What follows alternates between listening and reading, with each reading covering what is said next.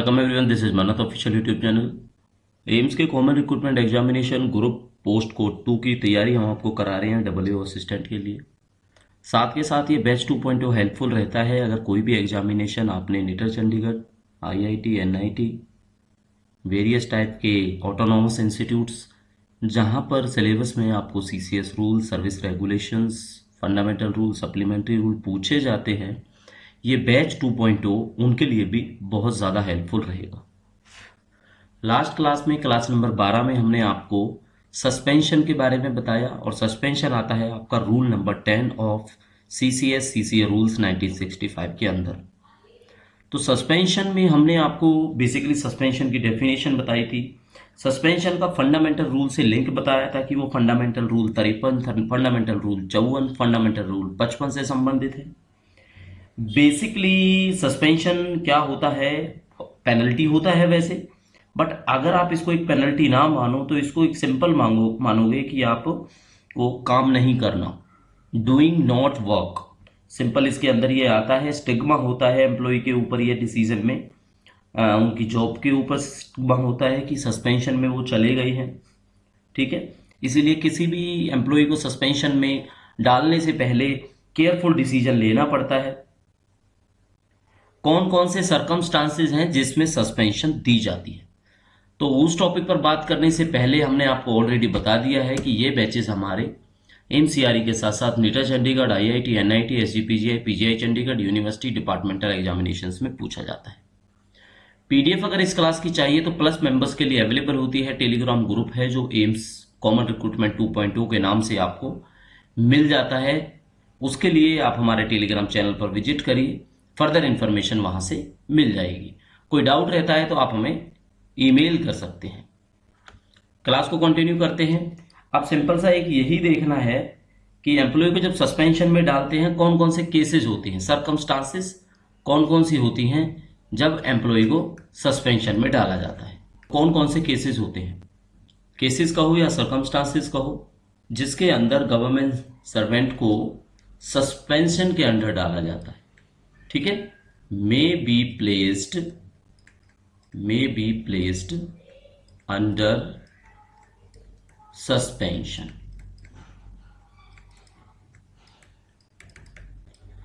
तो उन केसेस की बात करने वाले हैं जब सस्पेंशन के अंदर डाला जाता है।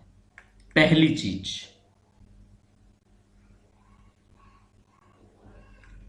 कोई भी डिसिप्लिनरी प्रोसीडिंग्स अगर उनके खिलाफ चल रही है तो proceedings against him is pending. ठीक है, कि भाई कार्रवाई होनी है, बस उनको गिल्टी पाया गया, उस टाइम पे सस्पेंशन के अंदर डाल दिया। क्लियर हो गया? ये केस हो सकता है या क्या केस हो सकता है?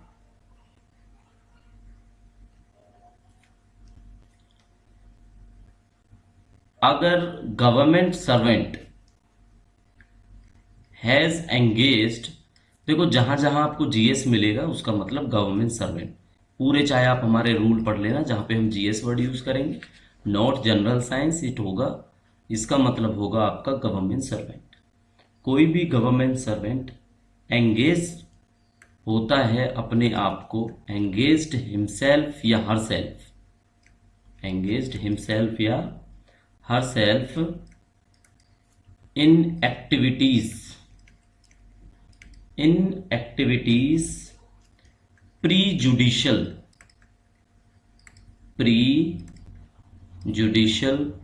To the interest of the security of the state. ठीक है, क्या मतलब हुआ? देश की सुरक्षा का सवाल हो, ऐसा कोई काम में कोई गवर्नमेंट सर्वेंट पाया जाता है तो सीधी सी बात है उनको अंडर सस्पेंशन डाला जाएगा, कार्रवाई चालू रहेगी। ठीक है, या फिर कोई क्रिमिनल ऑफेंस हो, वैसे हम आपको ये बेसिक सी बात पहले भी बता चुके हैं, या कोई criminal offence is under investigation, under investigation, या कोई क्रिमिनल जो चार्ज है वो अंडर इन्वेस्टिगेशन हो, अंडर इंक्वायरी हो, ठीक है, या अंडर ट्रायल हो। क्लियर हो गया?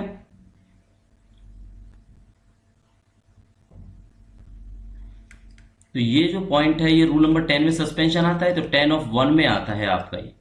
जब भी कोई ये रूल, अगर आप इसको नोट करना चाहो तो ये रूल कौन सा होगा आपका, ये रूल यही होगा कि कोई क्रिमिनल ऑफेंस है या इन्वेस्टिगेशन है या इंक्वायरी है, जब किसी गवर्नमेंट सर्वेंट के खिलाफ चलती है तो उसको अंडर सस्पेंशन डाला जा सकता है।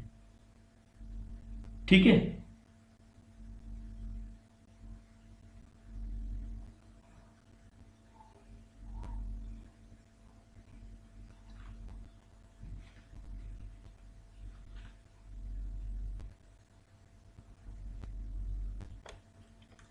अब अगर आप सस्पेंशन को देखोगे तो सबसे बड़ी बात है सस्पेंशन डिजायरेबल कब होता है। आपकी भी क्वालिफिकेशंस होती है ना, मैंडेटरी और डिजायरेबल। ऐसे ही डिजायरेबल है सस्पेंशन, बट डिपेंड करता है। ठीक है? सस्पेंशन में बी डिजायरेबल, यहां पे लिख देते हैं कब, कब डिजायरेबल है। तो पॉइंट्स देख लो आप कब डिजायरेबल है। कोई ऑफेंस हो या कोई कंडक्ट हो, एनी ऑफेंस और कंडक्ट इन्वॉल्विंग moral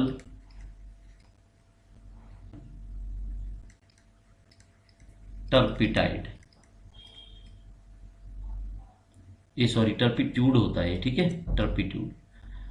कोई भी ऐसा ऑफेंस या कंडक्ट हो जिसकी वजह से मॉरल डाउन होता हो किसी का, ठीक है, मॉरल अफेक्ट करता हो कोई ऐसा काम या ऑफेंस, तो एम्प्लॉय के लिए डिजायरेबल है कि आप उसको सस्पेंशन में डालो। कोई करप्शन के चार्जेस लगे हों किसी एम्प्लॉयज पर, ठीक है, गवर्नमेंट सर्वेंट पे, तो डिजायरेबल है कि आप उन्हें सस्पेंशन पर डालो। मिस एप्रोप्रिएशन, एग्जैक्ट वर्ड समझो आप इसका, miss appropriation of government money, सरकारी खजाने का, सरकारी पैसे का दुरुपयोग अगर किया गया हो तो डिजायरेबल है कि एम्प्लॉय को सस्पेंशन में डालो। डिजर्शन ऑफ ड्यूटी, ड्यूटी का हनन हुआ हो, ठीक है, ड्यूटी की मर्यादा का हनन हुआ हो, तो डिजायरेबल है कि एम्प्लॉय को सस्पेंशन के अंदर डालो। रिफ्यूजल किया हो, रिफ्यूज, ठीक है, या जानबूझकर, deliberate failure, deliberate failure of return orders of superiors, superiors के कोई रिटर्न ऑर्डर हैं उनको मना करना, डेलिबरेटली फेलियर होना बार बार, वो भी इस तरफ ले जाता है कि एम्प्लॉय को सस्पेंशन के अंडर डालो। ठीक है? अब क्या है, सीधी सीधी बात है, अगर ऐसा कुछ हुआ, अगर ऐसा कुछ हुआ, इस चीज को नोट कर लेना, नोट्स हैं ये सारे के सारे, ठीक है, अगर ऐसा कुछ हुआ तो एम्प्लॉय को तो सस्पेंड कर दिया जाता है। लेकिन एक क्वेश्चन बनता है यहां पे मैं लिखता हूं जीएस कर दिया सस्पेंड, ठीक है। अब उसको कैसे पता किस रीजन पे उनको सस्पेंड किया है, किस कारण एम्प्लॉय को सस्पेंड किया है, ये कैसे पता चलेगा? ठीक है, तो देखो बच्चों इसका क्या आंसर होगा। इसका आंसर ये होगा, अगर जो सस्पेंशन के ऑर्डर निकाले उसके ऑर्डर में ये मेंशन्ड नहीं है तो उसको विद इन 3 मंथ्स, यहां पे लिख देते हैं हम विद इन 90 डेज, कहीं कहीं आपको 3 मंथ्स भी लिखा मिलेगा, विद इन 3 मंथ्स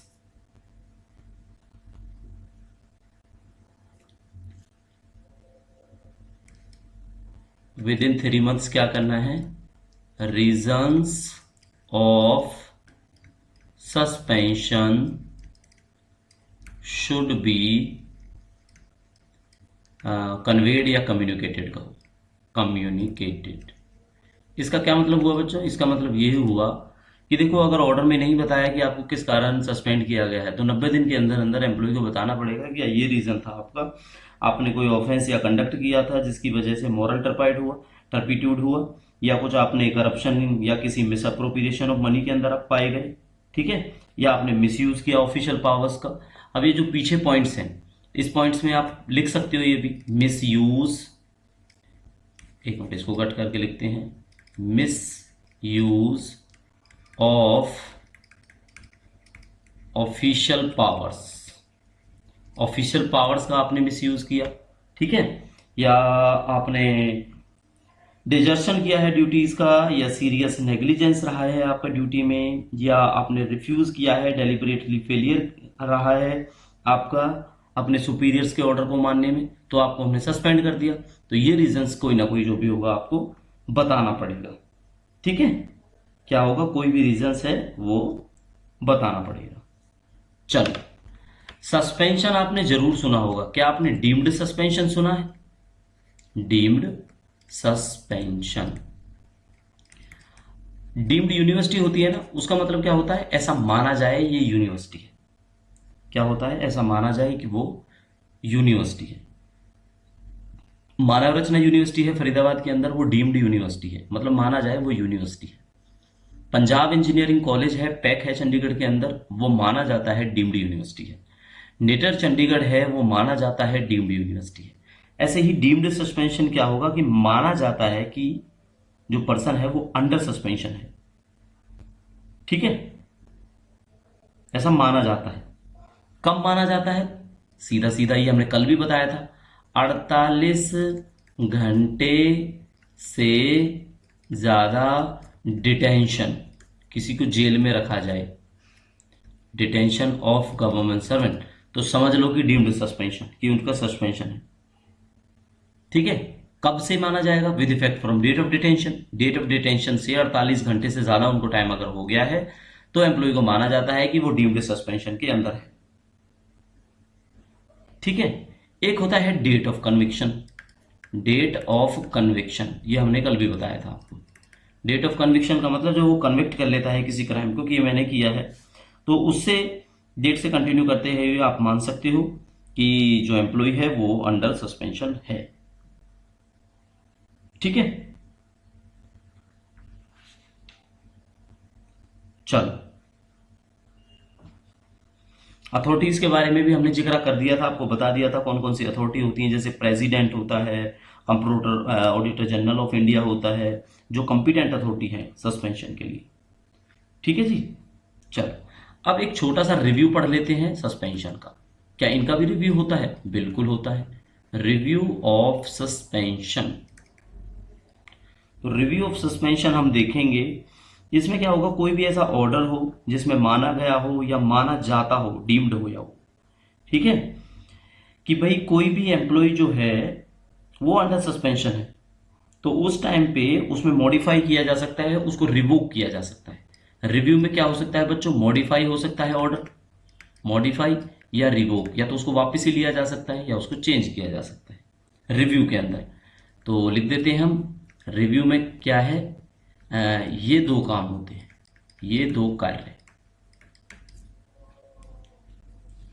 ठीक है।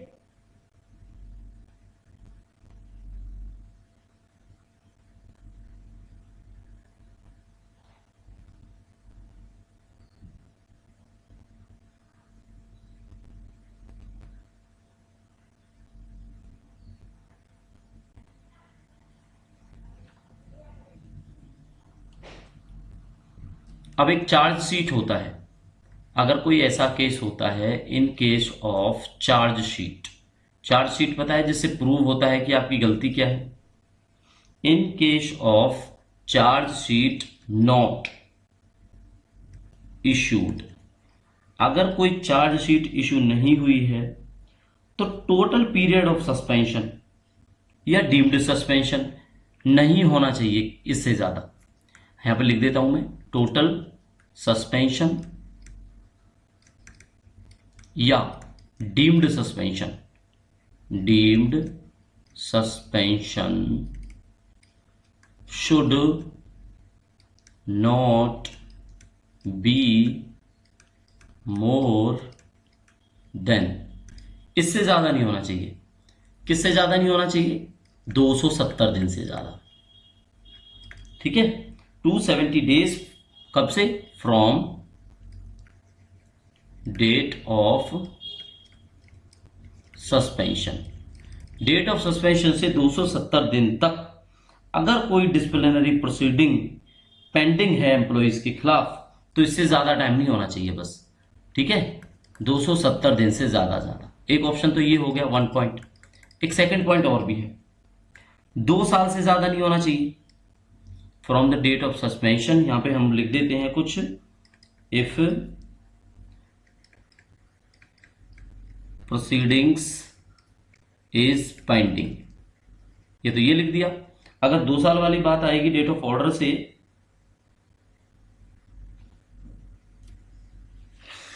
तो ये क्रिमिनल ऑफेंस में आएगी, क्रिमिनल ऑफेंस में। भाई इससे ज्यादा क्रिमिनल ऑफेंस में भी जो है उनका सस्पेंशन किसी इन्वेस्टिगेशन में, किसी इंक्वायरी में, किसी ट्रायल में नहीं होना चाहिए।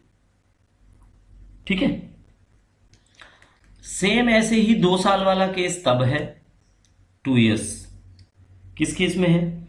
जब गवर्नमेंट सर्वेंट को डिटेन किया जाता है कस्टडी से और उसके बाद उसको रिलीज कर दिया जाता है। तो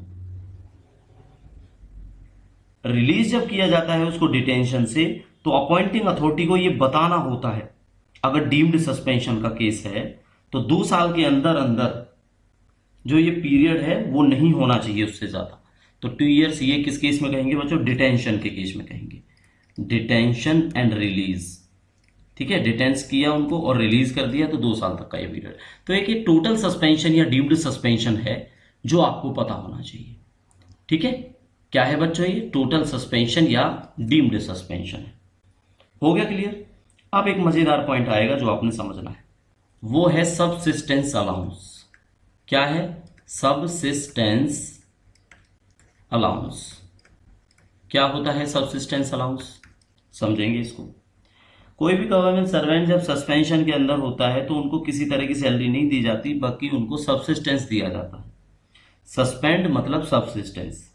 ठीक है, तो हम क्या लिखेंगे इसमें? एक सिंपल सी बात है, नो पे बट सबसिस्टेंस अलाउंस। पे तो देंगे नहीं, लेकिन एक अलाउंस देंगे जिसको बोलेंगे सबसिस्टेंस अलाउंस। और जो अलाउंस है वो आपके लीव सैलरी के इक्विवेलेंट ही होता है। ठीक है, अगर वो लीव पर होता, उनकी हाफ एवरेज पे या हाफ पे, ठीक है, साथ में डीए उसके में जोड़ दिया जाता है। तो जो ये सबसिस्टेंस अलाउंस है ये क्या होता है? हाफ ऑफ, एक तरह से हम बेसिक कहें क्या, प्लस डीए। ठीक है, तो ये वाली लाइन आपकी फंडामेंटल रूल नंबर 53 के अंदर कही गई है। फंडामेंटल रूल नंबर 53 के अंदर ये बात कही गई है। ठीक है जी। और एक क्वेश्चन अब आ जाता है कि review of subsistence, review of subsistence allowance with in या आफ्टर कह सकते हैं। कितने दिनों में रिव्यू होता है इसका? तो 3 मंथ्स के अंदर, सॉरी आफ्टर 3 मंथ्स रिव्यू होता है। और इसको बढ़ाया जा सकता है, इसको बढ़ाया जा सकता है या घटाया जा सकता है। फर्स्ट 3 मंथ, ये एरो है बढ़ाने का, दोबारा लिख देते हैं फर्स्ट 3 मंथ, ये एरो है घटाने का। कितना घटा से बढ़ा सकते हैं? 50%। और इसको कितना घटा सकते हैं? 50%। किसका 50% होगा? ये अलाउंस का। ठीक है, अलाउंस का, वही जो सबसिस्टेंस अलाउंस है, तो इसको 50% बढ़ा भी सकते हैं, 50% घटा भी सकते हैं। तो क्वेश्चन पूछा जाता है कि रिव्यू होता है वो आफ्टर कितने मंथ्स होता है? 3 मंथ्स हो सकता है, फर्स्ट 3 मंथ 50% मोर, और फर्स्ट 3 मंथ में रिड्यूस भी उसको कर सकते हैं। ठीक है,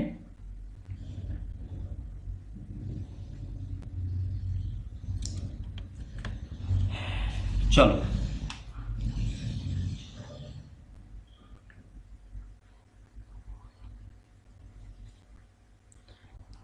अब या तो टॉपिक समझो इसको या क्वेश्चन समझो। Promotion, promotion in suspension. क्या सस्पेंशन के टाइम पे प्रमोशन भी होता है? तो ऑब्वियसली सब किसी को लगता है नहीं होता, बट होता है। ठीक है, कंसीडर डीपीसी, जो डिपार्टमेंटल प्रमोशन कमेटी है, वो डीपीसी के लिए कंसीडर कर सकती है। ठीक है,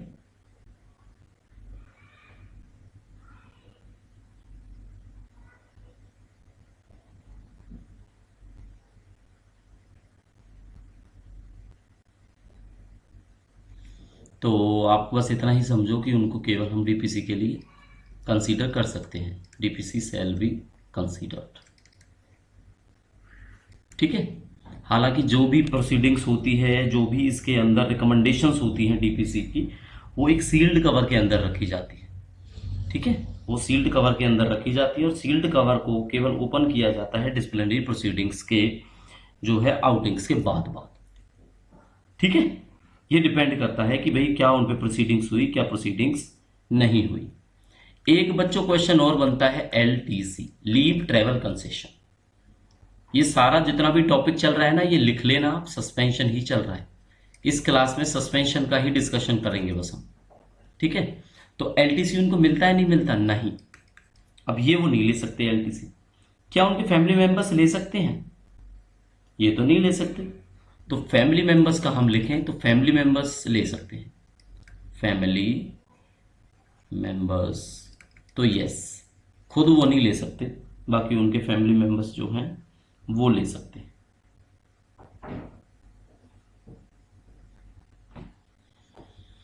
चलो जी, छुट्टियों की बात करते हैं। क्या उनको छुट्टियां मिलती हैं? लीव,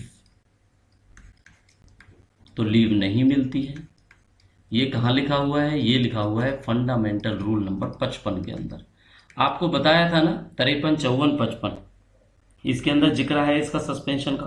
तो 55 रूल नंबर कहता है कि भाई लीव उनको ग्रांट नहीं की जाती। तो हम यहां लिख देते हैं leave under suspension may not be granted under fundamental rule number 55। ठीक है जी, क्लियर हो गया आपको? चलो, अब पूछा जाता है कि जो उनको चलो इसको लिख देते हैं हम, रिकवरीज फ्रॉम, सैलरी तो मिलती नहीं, सबसिस्टेंस अलाउंस मिलता है। तो सबसिस्टेंस अलाउंस से भी रिकवरी हो सकती है क्या? किस चीज की रिकवरी हो सकती है? ये इस टॉपिक के अंदर समझने वाले। ठीक है जी, देखो, कंपलसरी डिडक्शंस जो हैं वो तो रहेंगी। कंपलसरी डिडक्शंस कौन सी हैं? इनकम टैक्स है भाई, भले ही आपको अलाउंस दे रहे हैं लेकिन ये काटेंगे। ठीक है, हाउस रेंट है, ये डिडक्शन के अंदर रहेगा। CGHS का कंट्रीब्यूशन अगर है किसी का तो वो डिडक्शन के अंदर रहेगा। ठीक है, लोन की कोई पेमेंट है तो वो भी रहेगा डिडक्शन के अंदर। ठीक है, अब ऑप्शन है, option 2, suspended government servant, deduction का, कि वो ये चीज चाहे डिडक्शन करा सकता है या नहीं करा सकता। तो कौन कौन सी चीजें हैं जिनका वो PLI हो गया, पोस्टल लाइफ इंश्योरेंस की प्रीमियम, अगर एम्प्लॉय कह दे कि नहीं कटानी तो नहीं कटेगी। ठीक है, रिफंड ऑफ GPF एडवांस जो उन्होंने लिया हुआ है उसकी डिडक्शन का भी इनके पास ऑप्शन होता है कि वो कराना चाहे या ना कराना चाहे। ठीक है, और कोई अमाउंट ड्यूज है, अमाउंट ड्यूज टू सोसाइटीज, तो ये भी ऑप्शन एम्प्लॉय के पास होता है, सस्पेंडेड गवर्नमेंट सर्वेंट के पास, कि वो चाहे तो डिडक्शन करा सकता है या नहीं करा सकता। ये बच्चों मैंडेटरी है, ये डिडक्शन होके रहेंगी, इसमें एम्प्लॉय से नहीं पूछा जाता। ठीक है। अब कौन सी डिडक्शन ऐसी है जो नहीं होती? Not done. बात डिडक्शन की ही कर रहे हैं, आप भटक मत जाना टॉपिक से कि डिडक्शन की ही बात कर रहे हैं। कौन सी रिकवरीज कह रहा हूं, कौन से ऐसे पॉइंट्स हैं जो डिडक्शन मैंडेटरी नहीं है, नहीं होती? एक तो देखो जीपीएफ का जो सब्सक्रिप्शन है वो नहीं मिलता। सब्सक्रिप्शन यानी कि डिडक्शन ही समझ लो, जीपीएफ में जो आपका पैसा कटता है सैलरी में से वो नहीं कटेगा। ठीक है। एक अमाउंट ड्यू है, जो amount due to court attachment, court attachment, एक ये नहीं कटता किसी भी तरह से, उस अलाउंस के अंदर से नहीं कटेगा ये। एक रिकवरी जो की जाती है, रिकवरी ऑफ लॉस, जो गवर्नमेंट को लॉस हुआ है उसकी रिकवरी भी इस पीरियड के दौरान नहीं की जाती, ये बात आपको बताना जरूरी है। ठीक है जी। चलो, अब है सस्पेंडेड एम्प्लॉय है, वो चाहता है कि कहीं फॉर्म में अप्लाई करूं, सस्पेंशन में, सस्पेंशन में forwarding of application, forwarding of application, क्या उनकी एप्लीकेशन फॉरवर्ड हो सकती है या नहीं हो सकती? तो आपने सिंपल बस यही जवाब देना है, नो। सस्पेंशन के टाइम पे कोई भी फॉर्म है, कोई डेपुटेशन पे हो, डायरेक्ट रिक्रूटमेंट हो, ट्रांसफर हो, कुछ भी कंसीडर नहीं किया जाता। ठीक है। क्या विजिलेंस क्लियरेंस दी जाती है? यहां पे लिख देते हैं विजिलेंस क्लियरेंस, ये बच्चों जी है। ठीक है।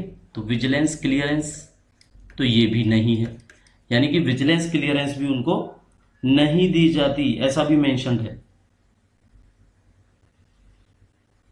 अब विजिलेंस क्लियरेंस कैसे देते हैं? मान लो उन्होंने पासपोर्ट के लिए अप्लाई करना है, पासपोर्ट के लिए, तो विजिलेंस क्लियरेंस चाहिए। तो अब क्या होगा विजिलेंस क्लियरेंस का? वो बच्चों नहीं दी जाएगी, बस इतना समझना है आपने। विजिलेंस क्लियरेंस क्या है? नहीं दी जाएगी।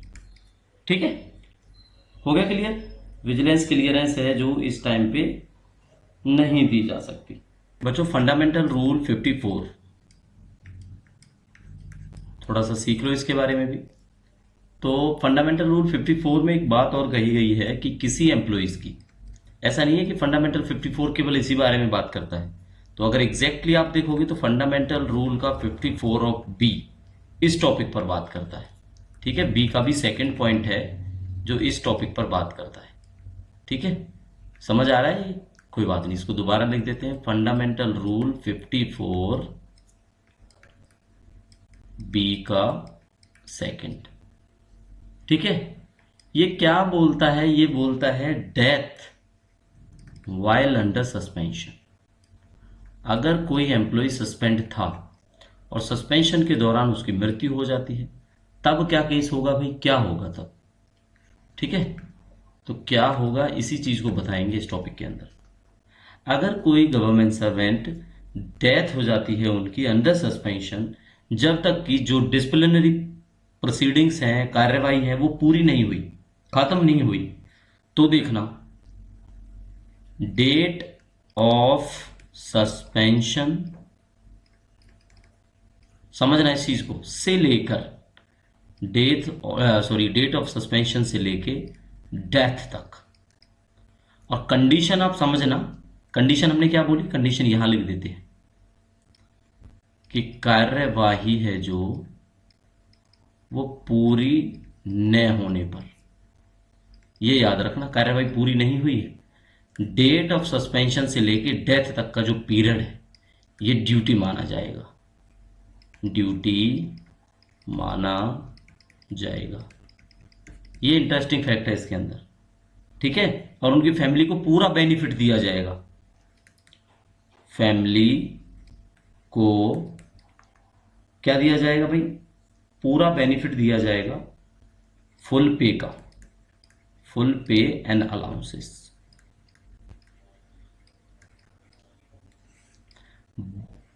बट जो सबसिस्टेंस अलाउंस जो दिया गया उसको काट कर माइनस करके एडजस्ट करके, ठीक है। अगर एडजस्ट से आपके समझ में आता है तो एम्प्लॉय की डेथ हो जाती है कार्यवाही पूरी होने से पहले, तो डेट ऑफ सस्पेंशन से लेके डेथ तक का जो पीरियड है वो एक तो बात है ड्यूटी माना जाएगा, ठीक है। चलो इसको थोड़ा सा हाईलाइट कर देते हैं, आपके काम आएगा। एक तो वो ड्यूटी माना जाएगा, डेट ऑफ सस्पेंशन से लेकर डेथ तक का जो पीरियड है वो माना जाएगा ड्यूटी।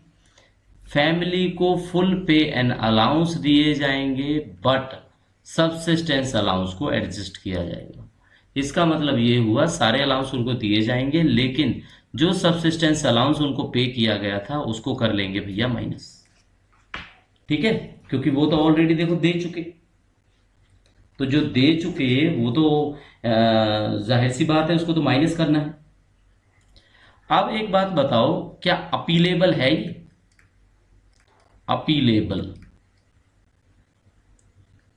अपीलेबल है क्या सस्पेंशन? सोचो, सस्पेंशन पे अपील कर सकते हैं? बिल्कुल अपीलेबल है।